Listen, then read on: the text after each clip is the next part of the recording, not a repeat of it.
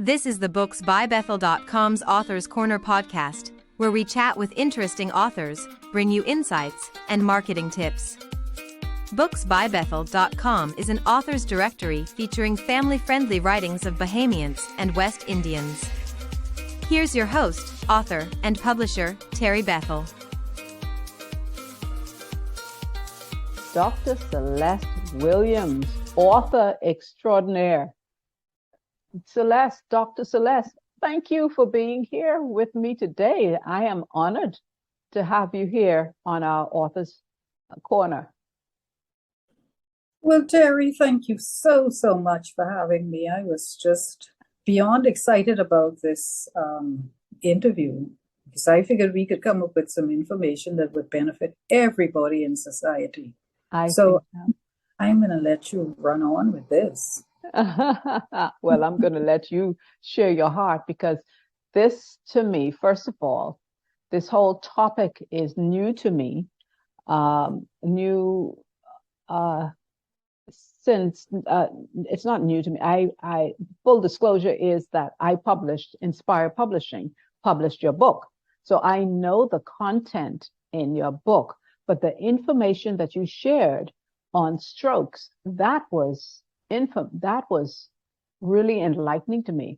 And I think what really drew me to your book was the way that you write.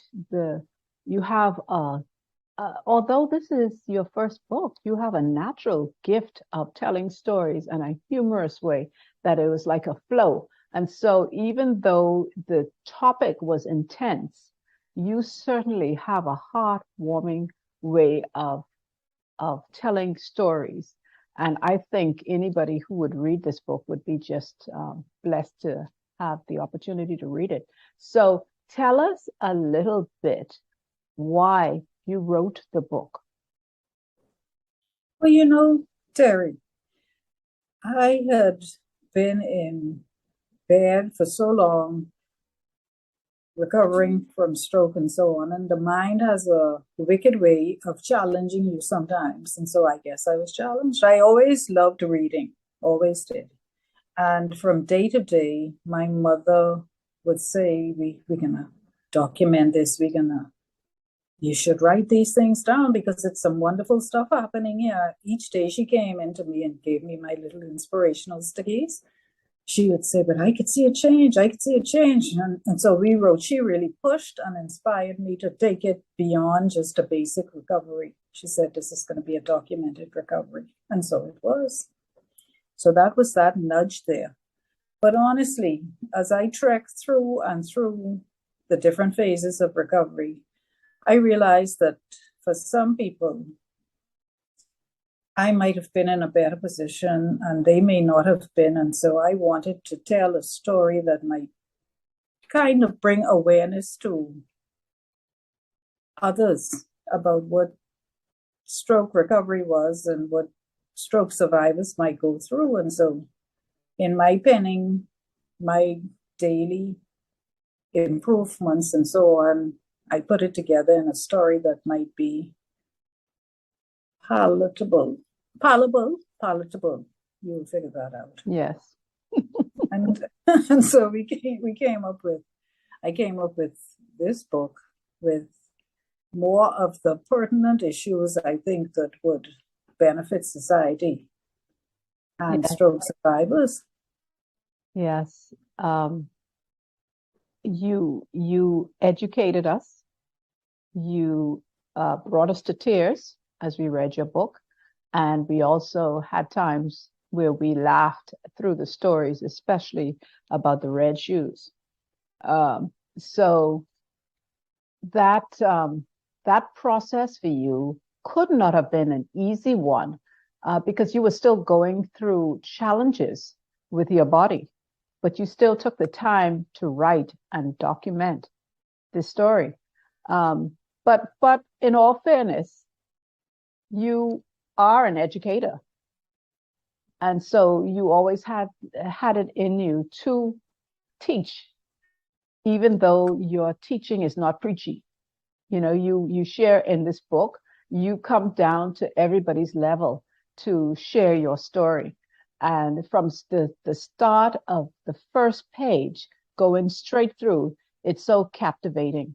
I really appreciate the opportunity to have published this book.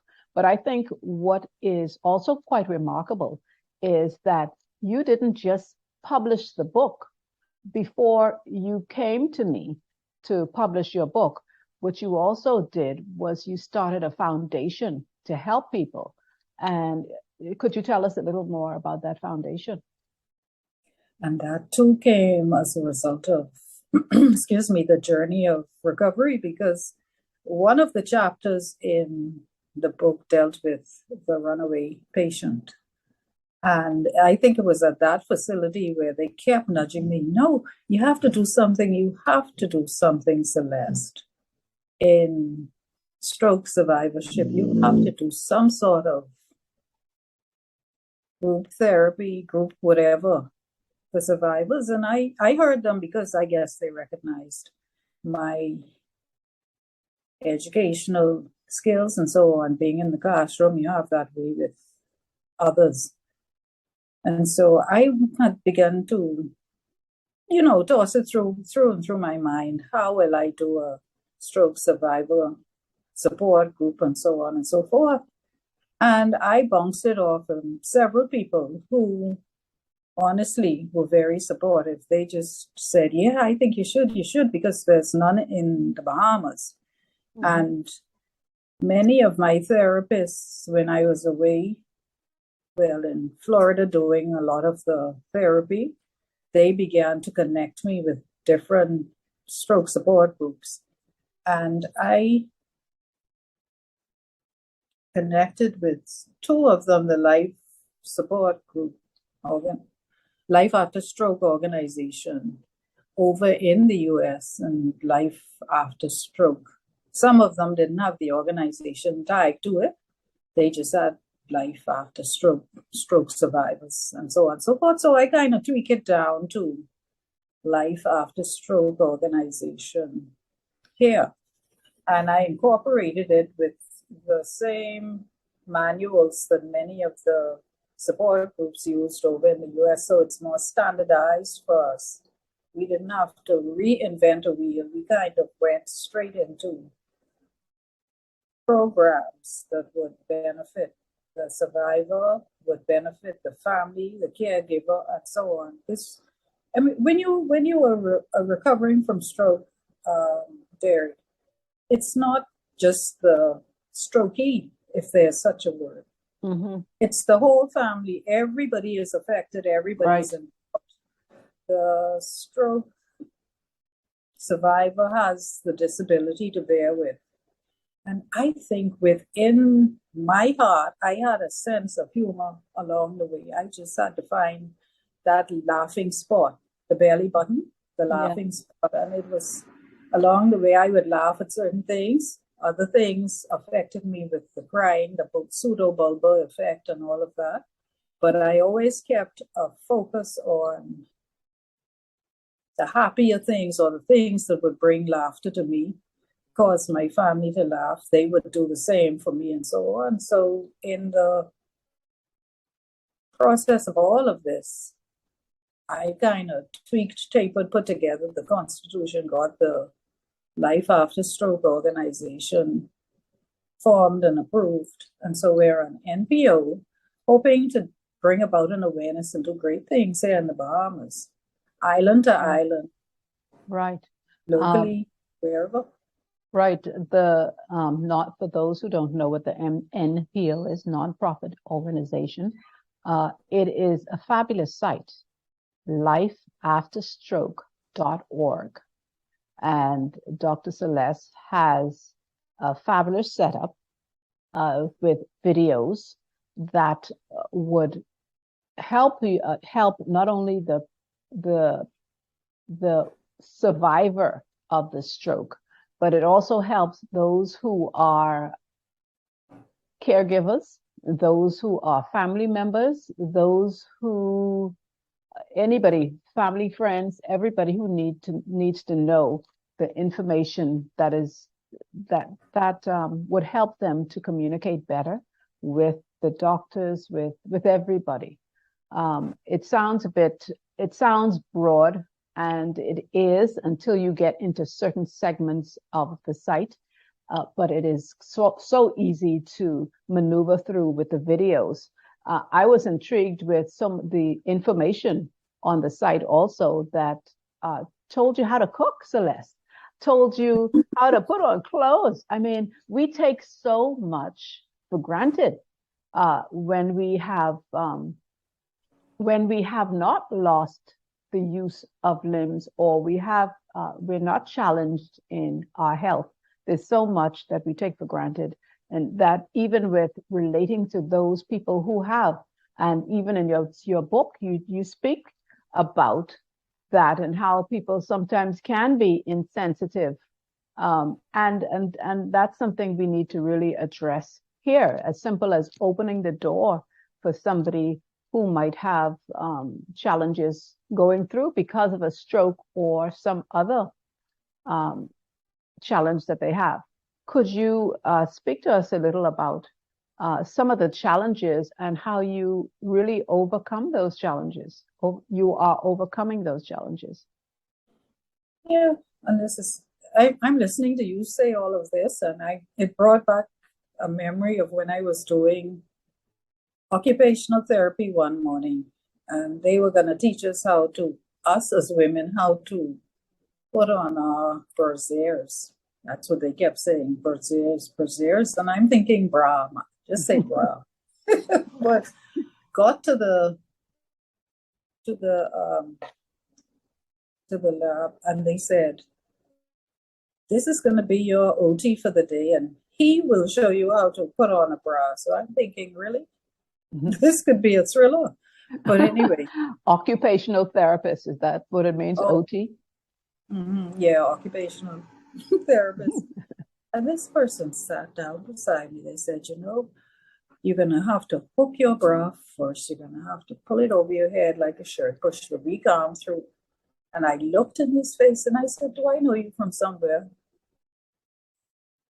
Yeah, you used to teach me when I went to school down at St. John's. And I was like, Lord, I must let him show me how to put on a bra. So, and to me, that was another spark of laughter because you don't expect these things, but they happen. And so it brings you forward on it. The challenge is you have to accept the teaching as it comes. And that could be spiritual teaching. It could be the physical learning or teaching all over again and so on. You have to embrace certain things along the way and forget about any kind of stigma, because most women would have put their hands over their faces and said, I ain't gonna let you see me with my top off, but I wanted to learn how to put on my bra, Teri. So I put on my bra. Wow. And that was so funny. Godfrey, I'll never forget his name. I called it. Yes, I thought so. He and his family apparently had moved to the US, and I didn't realize he was right there. Wow. But you come, you learn, you're humble. It forces you into humble moments, and you do it. Yeah, it is quite humbling. Well, like I said earlier, when I first looked at your manuscript, I knew this had to go into print because of the way you wrote. Very endearing. Your whole personality flows through that book, and so I think that people would really be doing themselves a disservice not to read your book, as I have heard several people comment on it, giving you some rave reviews. I know a few. I'm sure I don't know all, but could you share some of the reviews that both men and women are giving you as they have read your book? Most of them say it's riveting. It's the unexpected highs, the recognized lows, because most of them have said they would have just rolled over and died. I said, no, you wouldn't have. You would have recovered. But they are saying that it's an emotionally intriguing book because it keeps you engaged from chapter 1 to chapter 100. But 22 or something. 22, from chapter 1 to 22. And they didn't put it down. Most of them have said it's riveting, it's a must read because it gives you so much information on what to expect from a stroke survivor. And so your view on that changes when you see stroke survivors about, you know what they, or you believe now you know what they would have gone through. And so they're coming on really nice. I feel like everybody is kind of grasping what I set out to give in Yes. the book, and they're regurgitating some of it. So I'm feeling really positive about it. So how has your marketing been thus far? I see occasionally you're posting on social media, and that is excellent. Yes, because a lot of authors, they just publish a book and they let them sit still. They don't do anything. But you've really been engaged in the process of creating conversations about your book. How does it feel, to interact with people when it comes to your book? And how does it feel when they respond so favorably? Overwhelming sometimes. It's good. It feels good because if we take baby steps, just like a child, if you take a baby step, when you make that final push, that's when you feel gratified. Mm-hmm. And so I'm enjoying it.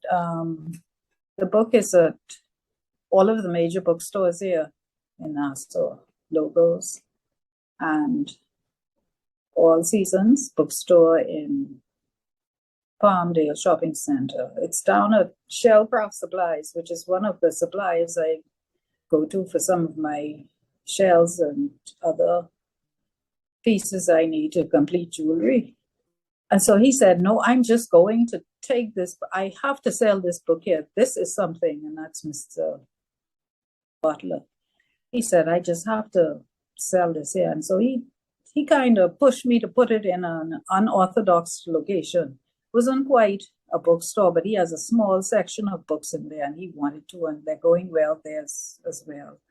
Other persons are asking me about the book, and I think it's going to be over in one or two of the family islands shortly. So Eleuthera, Right. and the other populated islands. And so it's going well. I'm posting as much as I can. And listen, Teri, this has opened my eye to social media. You always hear it in a conversation, but for me to be posting seems like I'm learning something all over again, which is a part of the journey. Yes. Learning all this. And most people say, oh, social media is not for me, but social media is a neutral entity, and you can form that the way you need it to be formed, and you're using it now, not just to stay in touch with family and friends, but you're using it as a means, a vehicle to transmit and transport this good news that has come out of our initial bad news. And I say initial bad news because you and I used to be neighbors many years ago. And I used to get my cake and Johnny cake recipe from you because Celeste is the chefy baby of the Bahamas when it comes to cooking and baking. And so she gave me some tips. And so anything with the creatives, Celeste is there. Celeste also, the piece that she's wearing today, she might not tell you, but she is a jewelry designer. And she created that necklace that she's wearing too. So, are you talking about this? I am talking about that. Okay. Yes. One of my favorites. Yes, and also she has these on lifeafterstroke.org. And so if you're interested in supporting the lifeafterstroke.org, and she does some interesting things for stroke survivors who cannot afford the level of help that they do need. Support the site, please support, make your donations, purchase the products, because a significant portion of that goes towards funding what she is doing in disseminating this information. So I was saying that I knew Celeste from then, and so it was a shock to hear of what happened to this vibrant woman who was, in my estimation, so young. I was floored. I was broken, but I had no way of reaching her because we had lost contact for several years, and then we reconnected after she heard me on a radio interview and decided to reach out, find me, and say, listen, I got something I need published. Celeste, that was an incredible journey, but you had this book in your bosom for so many years. Timing was everything for you. When and why did you decide it was time to publish it? You know, Teri, after hearing you, and I said, she's a publisher now. I'm just going to follow her up and surprise her. But no, it was time, Teri.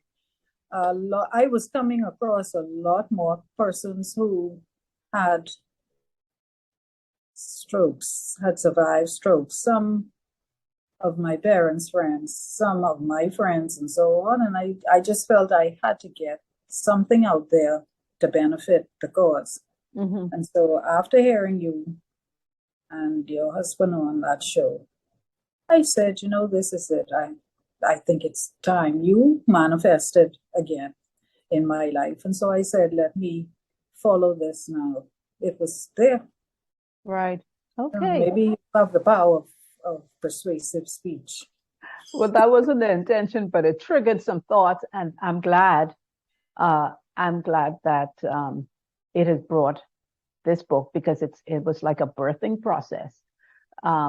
So how was it? How you had to transition from it just being on paper or on your computer, and then you had to have it edited. Well, we took care of that, but how did it feel for you having to open yourself up for somebody else to see what was in your heart, what you were expressing? A lot of authors don't like to do that. Mm-hmm. No, but it was easy. I mean, working with you was very easy because I sent you the manuscript, you went through it. I said, Teri, I want to publish in 2 days, but which might have been unrealistic. But that was the anxiety, I felt I wanted this done today. She has it, so she could print it. Right. And the process with you was so simple. It was methodical, well organized, and I had a level of assurance or reassurance that this would be brought to bear. And you did it through your company, Inspire Publishing. I would recommend it to anybody. Recommend Inspire Publishing to anyone because you went through the process. You sent the documents. You were on me 24/7. I felt like a student again when you started giving me these little assignments of, we have to do this, we have to do that. I thank you for that, Teri, because you really beat me up on it, but I had a good time. I wouldn't call it beaten up. We were excited to walk through this journey together. Mm-hmm. And I'm glad that it came out so beautifully. The book cover, it was like every step, you were like a kid in the candy store, like, so you were like my kids when they were young. This is the best day of my entire life. I think so. But it was, what it is to get I think it was the point we got to when we got the first draft publication, the not for resale book. The approved copy. That approved copy, and I said, okay, I could read it through, and I went and I ordered a couple of them. That's right. I drove until I found where I could drop this, and I did. I said, I have to get this to her so she could feel this book too. I wanted everybody to feel this book. Yes, yes. It So it was a wasn't difficult going through an online company because, I mean, we haven't physically seen or been in each other's company for, um, gosh, I don't know how many years, maybe 20 years or more. It has to be more than 20, 25 years. yeah, Yeah, yeah. judging by our children, not by Right, right, exactly. So, a lot of people feel that they have to knock on a physical door and sit down and watch over the process. But I think for many, it's freeing knowing that you can just email your documents and in the shortest time possible, you give birth to this beautiful book. You've been pushing for it so long. It's taken shape now. It's out there, and now you're at the marketing part of it, and it's another part of the journey that is necessary. And sometimes people drop that part thinking that, okay, all my work is done, but Mhm. really, your work has just begun. At And some point, I have to do a book launch, and I will before summer's end. yes, And I think that's gonna. I think it deserves it because I remember the first day, Terry, I sent you that zip file. You can take forever to read this, but that's all right. But the zip file, so I have to unzip it now and do a launch, an official launch, which I will do in conjunction with my Inspire family. amen. Yeah. And so, okay, now tell our audience, how did your family respond? Because your family went through this entire journey with you. I was so impressed through the story how they were there. Almost, it seemed like they were there 24/7. They were like, I don't know what you would call them. They were like a combat team without the guns. I mean, they were there on duty, sleeping in your hotel rooms, getting an apartment to be near you. When you came home, they were there in your room as well. And so, uh, gosh, everybody pitched in. How did they feel They seeing had, what has come out of this? I was speaking to my sister, Karen. Karen said, we had rosters drawn up, I said, really? And that's them. Very Yeah. systematic, methodical. But actually, I didn't say to them that right away that I was going into publishing. It wasn't until the copy came out, the first draft, and I gave it to my dad, and he said, really? He always says that, really? You've written a whole book? When did that happen? I said, Wow. I don't know, it happened. And he sat down and read it, Terry. It was interesting. He sat and he read the whole thing straight through in one go. He couldn't believe it. He said, but this is so accurate and so vivid. He remembered the whole process and he said, it's beautifully done. I could see him tiptoeing all over the place bragging about it now, but that's, Yeah. Karen, the same thing, Patrick. My siblings were taken off because they were able to fill in some blank spaces, their opinions of things, but that'll be book two. They said it took them through the whole process all over again, and they were glad it came out as a book. Yes. That could benefit others. And so I said, great. But they're having a wonderful time sharing it, talking about it. And of course, so much gratitude towards your son Nicholas, who really, as you call it, answered the call. Because had he not been there, we may not have you here with us today. No, And I would have been an operation. yeah. No. Never a dull moment with you. Yeah. So so it's incredible to see where it's going, how it's going, and also that it has triggered your desire to write even more. And that is what is encouraging for me too, because you have a passion, and when you get your teeth into it, You really go for it. And I just appreciate that about you. You're tenacious. You have this don't quit spirit about you. So Oh yeah. I just write, and I'm writing now. I'm just writing and piling, write, pile, file. That's what I call it. yeah, yeah. Yeah. So And so, what? Go ahead.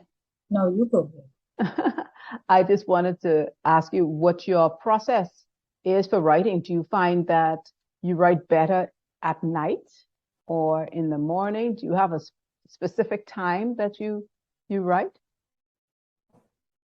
4 o'clock in the morning, anytime, but mostly in the evenings or early in the mornings. 4 o'clock could find me penning. I move around with an iPad, and I just type straight in sometimes. But I find when, early in the morning, you have more positive energy in the atmosphere. The daytime bogs you down with a lot of different errands and so forth. So my thing is that 4 a.m. until sunrise, and sometime past sunrise, I just write and write and write. But Teri, I'm writing all sorts of things now, and I don't know where it's going to lead me. I'm just doing this. This is another faith move, faith walk. Yes. Well, I'm sure your readers will be excited to see what comes out next, because, like I said, your style of writing is very endearing, and although you share life and truth, you also share humor. There's always a little catch in there. So I'm sure they're going to enjoy that. And I hope to see more of what you're doing soon. I can only imagine where life after stroke is going to go. Oh, and what we didn't say about life after stroke is that there's actually a directory for service providers in the country. So you have the occupational therapists, you have the physiotherapists, you have the doctors and the nurses. Am I missing anything? No, you're covering it quite well. You must have on the must site. have studied. Must have studied it. But yeah, it's a comprehensive directory of service providers. Right. And it's not that you are sanctioning those. You are just providing the information for the people to make their informed decisions based on what is there. So I diverted, and I want to go back to your writing. So you say you write on an iPad. How do you choose to read? Because I know also that when we first started our conversation, when we first reconnected, you said that you are an avid reader. So how do you like to read? You've published your book in paperback as well as Kindle. What is your preference for reading? Paperback. I'm an old-fashioned. I like paperback stuff. I like to turn pages, hear them turn. But of course, I'm subject to read Kindle now because some good stuff is happening on these Kindle books. And so I went out and I told them I need a Kindle, please. I got a Kindle. I have a Kindle. Oh my. Oh my. That's a very large step for you, ma'am. Yes, I tell you. Well, I understand the convenience of it, as some people would always tell me. You could have both of them. One is easier for when you travel. Absolutely. Absolutely.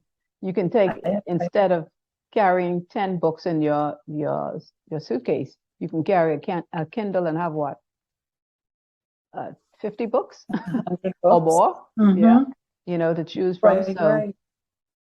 So that's why I like my digital formats of books. Digital format seems to be the way to go now, eh? It is. It is. In fact, I am so happy that you decided to do both versions, because not to do a Kindle book is leaving money on the table. You lose out across the board. And so it is important that, the people all over the world who want their book now, they don't want to wait for UPS or whatever their favorite postal method is. They want to be able to download, pay for it, download and read. And that's what you're offering them. So that's another good thing. I thank you for pushing me to digital format, because I guess I would have just been stuck in the vortex of paperback, hardback, traditional stuff. But it's well worth it to get that digital format. So we're working on it. Yeah. So I got a few questions for you before we sign off today.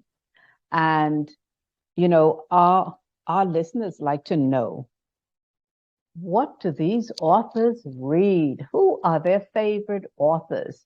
And so I want to know, who were your favorite? Who inspired you when you were a child? And who are you reading now, that or who are your favorite authors today? Well, coming from that traditional home, Bobbsey Twins, these sorts of books, and we used to share them in the neighborhood. I know you remember Nancy Drew and Bobbsey Twins. Oh, absolutely. Yeah. Mm-hmm. But I went into Joan Collins. I read a lot of her books, and then I switched over into Jeffrey Archer. I love Jeffrey Archer's style. He's a storyteller extraordinaire, British author. And I've been pretty much how that you got those influences. Do you think that's what influenced your writing style? I think so, especially Archer, because he has that dry wit about him, and he's published a lot of short stories compiled into one novel, but he can tell a story and he can leave you with cliffhangers and so on. So I think he's my biggest influence. I haven't been able to read so many Bahamian authors. I've been following Teri Bethel mostly. Hers would have been with the performing arts, fine and performing arts, and some of her art research and so on. But I don't know if I could jump into except you with some of your books. Am I allowed to say that? You may say that if it's the honest thing. Yes. It is. When I stumbled upon some of your books, I said, aha, this is interesting. I like the style. There's a lot of children's books and so on, but the style and simplicity of it, but it captured and captivated some of the culture. And I think right now I'm going through Marumba.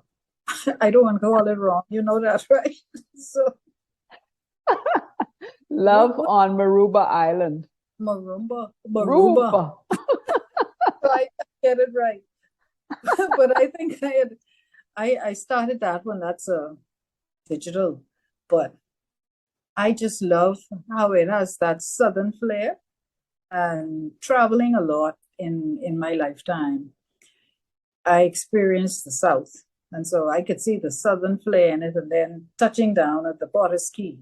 Doc brought me back home to Nassau. But I enjoy your writing too, and I think you would be one of those inspirational authors, I think, in the realm, especially for children, and getting children to recognize Bahamian authors right now is very important. Right. Well, I do write for adults, but relationship books as well as romance and several genres. But we are talking about Dr. Celeste's book, Loving Life. Loving Life. I love the title. Could you say that? I like to hear you say the title. What's the rest? Embracing? Loving life, embracing your healing journey. There you go. By Dr. Celeste Williams. And it's been a wonderful opportunity to share with you, Dr. Williams, or you share with us today. And I just want to encourage our listeners to go out and get your copy today and leave a review. It is important that you leave a review. It's important that you encourage Dr. Celeste and let her know that you enjoyed the book and that you expect her to be bringing out some more. They're on the way, Teri. They're on the way. Yeah. So, any final words you have for our guest? Well, to embrace the journey in general, because loving life, you have to find that sweet spot in life, literally, and you have to embrace whatever it is. So get a copy of the book. It'll have lessons beyond stroke in it, but embrace it. Remember that there's a time and place for everything. We know that, the Ecclesiastes. There's a time and place for everything, and these things will manifest, and then you embrace those as well. Life isn't just an apple. It's an orange. It's a banana. It could be whatever it is you want it to be. So do it and go down, get your copy of Loving Life, Embracing Your Healing Journey. Maybe you will meet me there at some point. There you go. That's Dr. Celeste Williams, the one and only. Thank you for joining us.